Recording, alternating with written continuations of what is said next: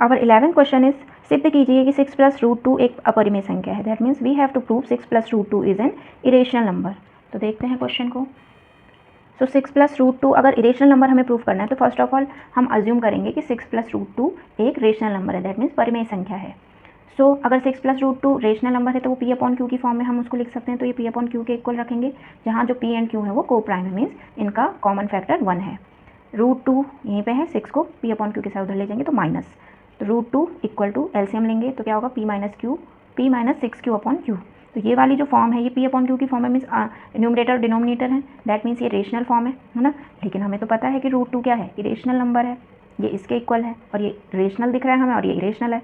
तो ये कंट्राडिक्शन क्यों क्रिएट होता है, क्योंकि हमने अजम्पशन ही गलत किया है कि जो 6 + √2 है वो रेशनल नंबर है। तो इसीलिए 6 + √2 इज इरेशनल। ठीक है ना। नेक्स्ट क्वेश्चन देखते हैं। क्वाड्रेटिक इक्वेशन के रूट्स हमें फाइंड करने हैं। तो इक्वेशन क्या है, x² + 7x - 60। तो करते हैं चलो। फर्स्ट सो 60 × 1 मीन्स यहाँ पे x² का कोफिशिएंट 1 है तो 60 × 1 = 60। 60 के हमें ऐसे फैक्टर करने हैं जो माइनस करके 7 मिले, ठीक, और मल्टीप्लाई करके 60। पहले फैक्टर्स, प्राइम फैक्टर्स निकालते हैं 60 के। 5 3 और 2 2 = 4। क्या हमारा 7 आ रहा है माइनस करके? नहीं, 11 आ रहा है। इनको लेते हैं 3 2 = 6 2 = 12। 12 - 5 करेंगे तो आ रहा है ना 7, और 12 5 क्या होता है 60। तो इसके फैक्टर हम स्प्लिट करेंगे 7 को फैक्टर्स में, x² + 7 को स्प्लिट करेंगे 12 - 5, x² + 12x - 5x - 60। कॉमन लेना सभी को आता है, x कॉमन, x + 12 अंदर बचेगा ब्रैकेट में, यहाँ पे 5 कॉमन, क्योंकि नेगेटिव माइनस साइन बाहर है इसलिए अंदर साइन चेंज होगा। दैट मीन्स x प्लस यहाँ पे 5 बाहर आ गया तो 12। ठीक, तो क्या हो जाएंगे इसके रूट्स, x - 5 = 0 होगा तो वैल्यू क्या आएगी, x = 5, x + 12 = 0, वैल्यू क्या आएगी -12। ठीक है, तो ये हो गया इसके रूट्स। रूट्स क्या क्या आ गए, 5 and -12 are roots of given quadratic equation.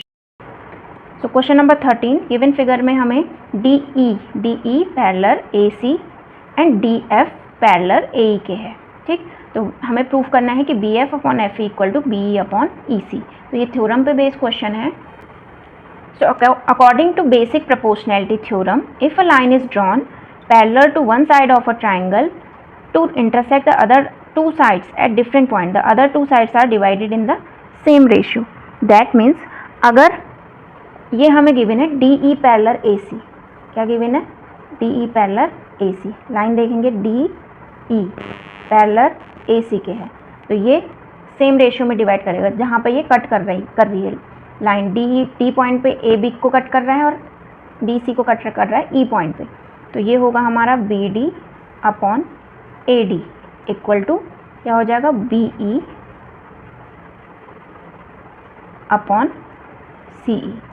ठीक, ऐसी अगर हमारा DF पैरेलल AE है, DF पैरेलल AE गिवन है, ये इक्वेशन 1 मान लेंगे। DF, वेयर इज DF, ये तो D पॉइंट पे काट रहे हैं यहाँ पे F पॉइंट पे, तो हमारा क्या होगा BD/AD इक्वल टू हो BF/FE। तो from 1 and 2 we got BE/CE equal to BF/FE। ठीक है, तो यही हमें क्या प्रूफ करना था। यस, तो BE/ ये इधर की साइड है तो इसको इधर लिख दो, BF/FE इक्वल टू BE/CE, या बात एक ही है, CE हो चाहे EC हो, तो ये क्या हो गया प्रूव्ड हो गया। ठीक है, next question, length of a tangent PQ at a point P of a circle with centre O is 8 centimetre and if OQ is 10 centimetre, find the radius of the circle. पहले diagram बनाते हैं इसका। So we have a circle, ठीक है, जिसका tangent हमें given है PQ। PQ की लेंथ हमें 8 सेंटीमीटर गिवन है। OQ तो सेंटर होगा O से Q तक की डिस्टेंस कितनी दे रखी है हमें 10 centimetre. We have to find radius of the circle. तो ये राइट एंगल ट्रायंगल बन रहा है क्योंकि हमें पता है कि रेडियस और टेंजेंट के बीच 90 का एंगल बनता है, ये परपेंडिकुलर होते हैं। तो राइट एंगल ट्रायंगल में लेंगे क्या होगा, हमें निकालना है R, √ OQ² हाइपोटेन्यूज का स्क्वायर माइनस बेस का स्क्वायर। ठीक है, वैल्यू पुट करते हैं। ओ क्यू इज़ 10 का स्क्वायर माइनस 8 स्क्वायर, 100 माइनस 64 36, तो कितना आ गया 6 सेंटीमीटर। तो r radius of circle will be कितना 6 सेंटीमीटर, तो ये हो जाएगा। ठीक है ना। 15 क्वेश्चन, इसमें हमें मीडियन फाइंड करना है। हमें क्लास इंटरवल गिवन है एंड फ्रीक्वेंसी गिवन है। तो पहले टेबल बनाते हैं। So this is the table. हमें सबसे पहले कम्युलेटिव फ्रीक्वेंसी निकालनी पड़ेगी। वो कैसे निकालते हैं, जो फ्रीक्वेंसी का फर्स्ट टर्म है वो एज इट इज़ उतरता है और देन ये ऐड होते जाता है। जो नीचे वाले टर्म है ये ऐड होगा, 6 में क्या ऐड होगा +4, फिर जो आएगा 10 में क्या ऐड होगा 11, तो उसका सम करके यहाँ लिखेंगे। फिर 21 में 9 ऐड करेंगे, उसका सम यहाँ लिखेंगे। फिर 30 में 5 ऐड करेंगे, उसका सम यहाँ लिखेंगे। और एक बात ध्यान रखेंगे, जो हमारा कम्युलेटिव फ्रीक्वेंसी का लास्ट सम आएगा वो हमारे फ्रीक्वेंसी के सम के इक्वल होना चाहिए, मतलब ये दोनों नंबर मैच करने चाहिए। ठीक, तो n की वैल्यू कितनी है 35, तो n की वैल्यू 35 है, तो क्या करेंगे हम, ये क्या है ऑड नंबर, तो n/2 फाइंड करते हैं 35/2, तो क्या वैल्यू आ जाएगी 2 1 ज़ा 2, 2 17 ज़ा 2 7 14 1 15, तो 17.5 आ गया। तो जो 17.5 है ये किसके ज़्यादा पास होगा, कम्युलेटिव फ्रीक्वेंसी किससे मैच करेगा थोड़ा 21। ठीक है, तो 17.5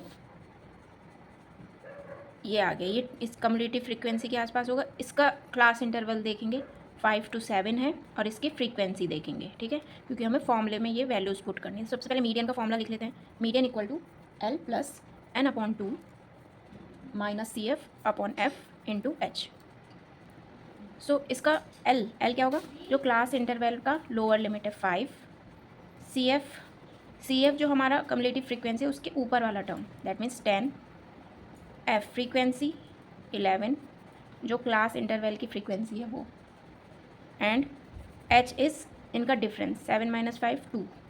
ठीक, तो आ गई सब वैल्यूज़, और n की वैल्यू हमें पता ही है 35/2 कर देंगे 17.5। तो फॉर्मूले में पुट करते हैं मीडियन के, median equal to L that means 5 plus n/2 that means 17.5 minus CF is 10/F, F is 11 into 2। Solve करने पे हमें मिलेगा, ये आएगा 7.5/11 इंटू 2, तो पूरा आंसर कितना आएगा ये, सो 70/11, और 11 से डिवाइड करेंगे 70, 11 6 66, 4 देन 0.0, 3 33, 11 6 66, तो 6.36 इसका मीडियन हो जाएगा। ठीक है, तो ये वाला फॉर्मूला याद रखेंगे और CF कैसे निकालते हैं वो याद रखेंगे। ठीक है ना।